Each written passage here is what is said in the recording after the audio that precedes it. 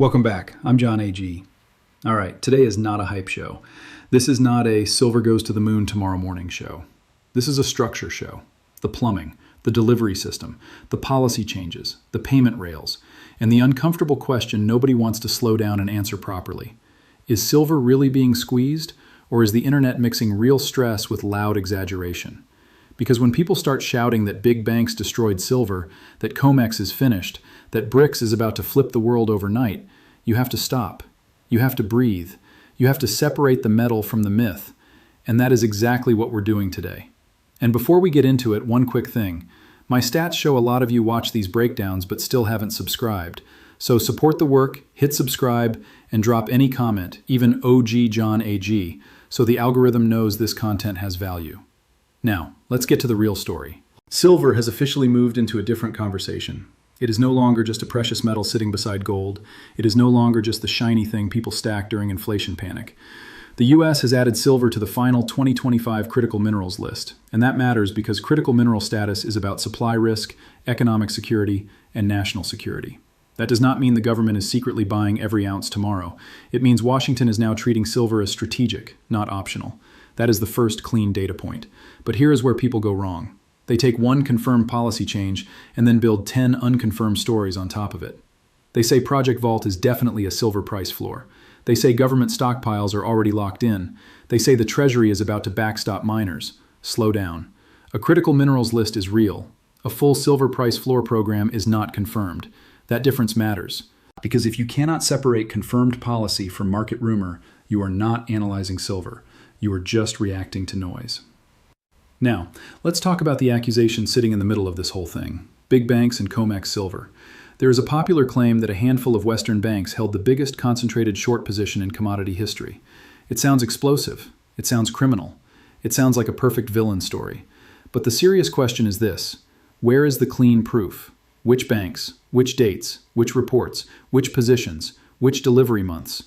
If those details are missing, then the claim may still be interesting, but it is not a conviction. It is not evidence. It is a thesis. That does not mean the silver market is clean. It does not mean paper markets are innocent. And it does not mean futures leverage has no effect. It means we need to be accurate. COMEX is a futures market. Futures markets use leverage. Leverage can push price around, especially when momentum, margin calls, and algorithmic selling all hit at the same time. But leverage is not the same thing as proof of a criminal conspiracy. That is the line people keep crossing. And here's the real pressure point: physical delivery. When futures contracts are rolled, closed, or internally transferred, nothing dramatic has to happen. The metal may sit in the same vault. The ownership tag changes. The headline looks huge. The physical market barely moves. But when metal actually leaves the system, when trucks move, when bars are withdrawn, when eligible metal does not become registered, that is different. That is where paper promises meet physical reality. So if you want to watch silver honestly, do not just watch price. Watch registered inventory. Watch actual withdrawals. Watch delivery demand. Watch whether tightness lasts for days, weeks, or months. That is the difference between a viral chart and a structural problem. Now bring China into this. China has tightened silver export licensing for 2026 and 2027, with 44 companies allowed to export silver. That is real. But it is not the same as a total export ban. It is not proof that China will never let domestic silver leave again. It is friction. It is control. It is policy leverage. And in markets, friction can matter almost as much as scarcity, because friction slows the arbitrage that normally closes price gaps. If silver is cheaper in one market and more expensive in another, traders normally move metal until the spread closes. But that assumes shipping, licenses, financing, taxes, capital controls, and timing all behave perfectly. They do not. So when a premium stays open, the first question is not, is the world ending? The first question is, which bottleneck is stopping the trade? That is where the story gets serious, because silver is not gold. Gold is mostly a monetary reserve metal. Silver is monetary, industrial, electrical, solar, defense-linked, and investment-driven all at the same time. That makes silver more chaotic. When investors want it, industry still needs it. When price spikes, manufacturers do not always stop buying. But at some level, high price forces substitution, thrift, redesign, or recycling. So no, silver demand is not perfectly price insensitive. Defense buyers care about ounces. Solar buyers care about cost. Electronics makers care about supply. Investors care about momentum. Put all of those groups in one thin market, add leverage, add policy friction, and now you have volatility that looks almost unreal. But unreal does not mean fake. It means the market is fragile. And if any of you have already made serious gains in this metals move, share it in the comments. Not to brag, but to help other viewers see what disciplined positioning can do when the crowd is still confused. Now let's zoom out, because silver is only one part of the bigger structure. The second layer is payment systems. There is a real global push to reduce dependence on dollar settlement. But again, people exaggerate. Project mBridge is real. BIS said it reached minimum viable product stage in 2024, and the project was built around multi-central bank digital currency settlement for faster cross-border payments. Saudi Arabia did join. But BIS also later stepped away, and Reuters reported that Augustine Carstens rejected the idea that mBridge was a BRICS tool designed to bypass sanctions. So the truth is sharper than the rumor. mBridge is not nothing, but it is also not proof that the dollar dies next Tuesday. The same goes for CIPS. CIPS is China's cross-border RMB payment clearing system, authorized by the People's Bank of China. It exists to support renminbi payments across borders. That is real. But the viral claims that every ASEAN country has fully signed up, or that settlement always happens in 7 seconds with 98% lower fees, need evidence. The official description says reliable, efficient, convenient, low-cost RMB settlement. It does not prove every viral number floating around social media. This is why the story is not collapse. It is erosion. Dollar dominance is not usually lost in one press conference. It is chipped away through many small choices. A country invoices in yuan. Another settles some trade locally. A bank joins a different payment rail. A commodity buyer asks for delivery outside the old system. A central bank increases gold reserves. A vault opens closer to the trade flow. And then one day, the map looks different. Not because the old system vanished overnight, but because the new system became usable enough. That brings us to gold. The Shanghai Gold Exchange launched an international board-certified vault in Hong Kong on June 26, 2025, along with gold contracts for delivery in Hong Kong. That is a confirmed infrastructure move. It does not prove a secret Saudi gold vault. It does not prove instant yuan to gold convertibility for every government. But it does show China expanding gold market infrastructure outside the mainland and closer to international capital flows. And that is important, because if countries want to trade more in local currencies, they still need a way to settle imbalances. If one country sells more than it buys, what does it hold? Dollars? Treasuries? Yuan? Gold? A basket? That question is not academic. It is the core of the next monetary system. Gold answers one part of that question because it has no issuer. It is not someone else's liability.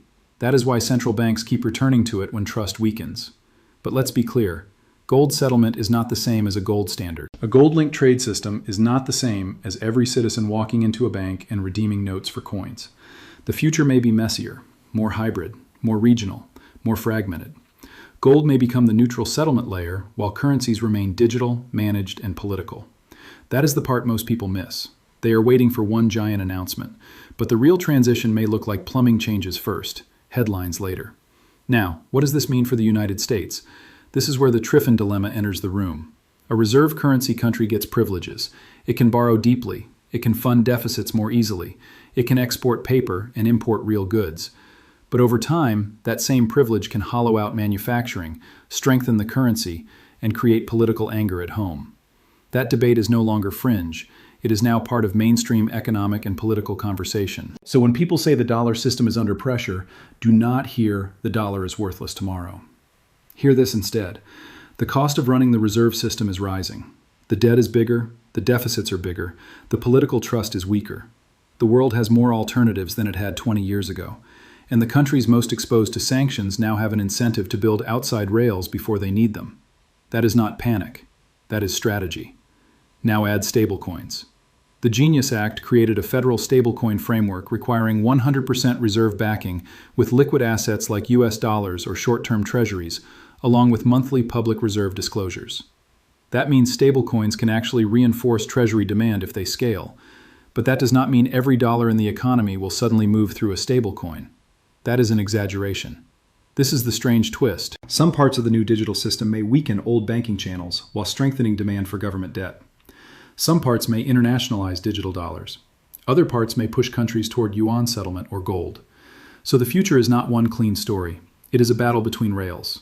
Dollar rails, yuan rails, gold rails, stablecoin rails, commodity rails. And silver sits right in the middle because it is both a financial asset and an industrial input. That is why the silver story feels so explosive. It connects too many pressure points at once: defense, solar, electronics, inflation, critical minerals, de-dollarization, COMEX leverage, and physical delivery. But here is the warning.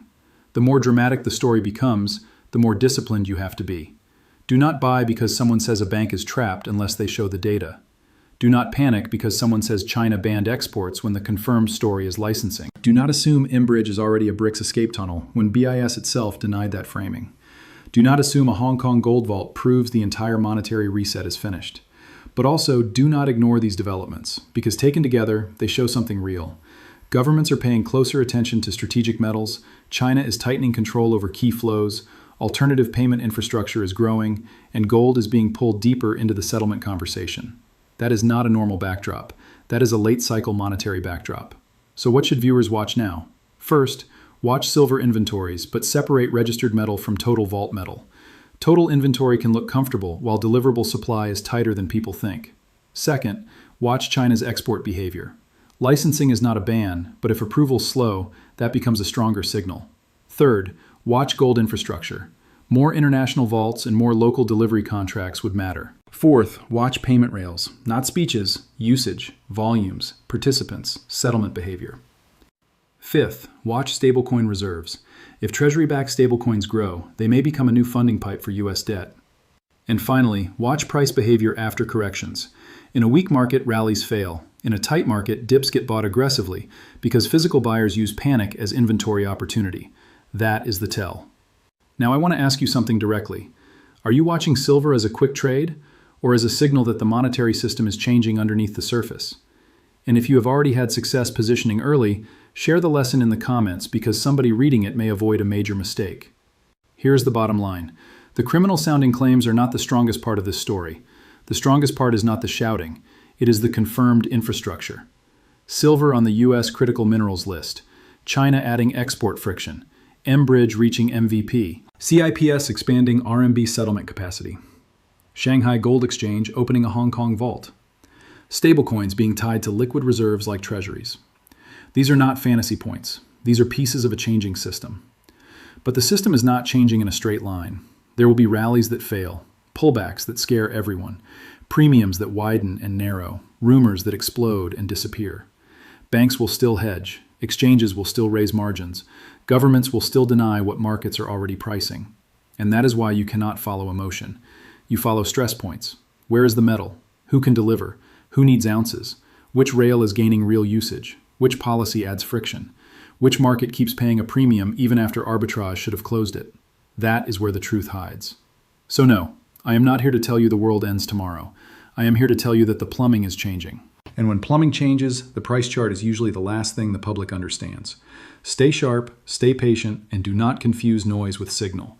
Subscribe if you value this kind of breakdown, and drop your take below. Is silver being repriced by real physical demand, or is the market still controlled by paper leverage? I'm John A.G. I'll see you in the next one.